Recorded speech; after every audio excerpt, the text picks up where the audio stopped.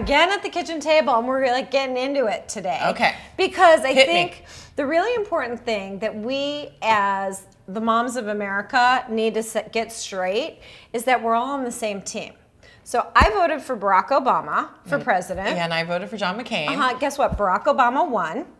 And so now we're all on the same team. Let's talk about the extremes. What the Republican Party needs to realize is if the party is going to survive, then it has to come to the base and get rid of the fringe. And I believe that the Democratic Party has the same obligation. Right. And it's not these crazy ultra-right people who, by the way, I think the party would be happy to shake off, because at some level, they realize that this cannot happen.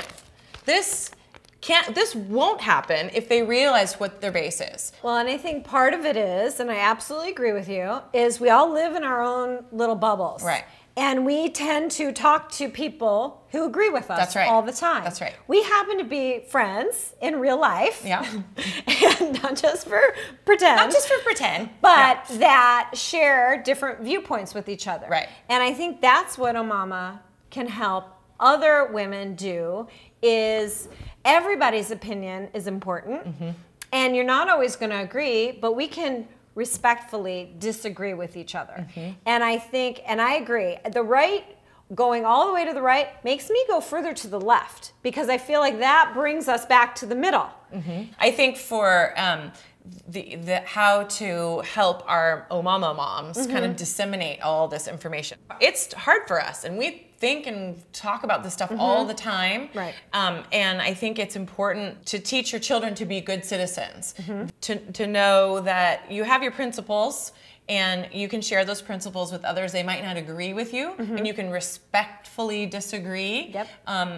But that you are allowed to stick to your guns and really think about the issues and talk about them with your kids, so that they begin to be good citizens, future citizens. Right, because actually our kids, the first community that they deal with is their family community. That's right. And then we're teaching them and modeling those behaviors, but we teach them to compromise, and we teach them to come to the middle.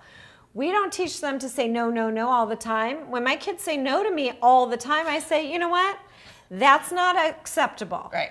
We need to start over.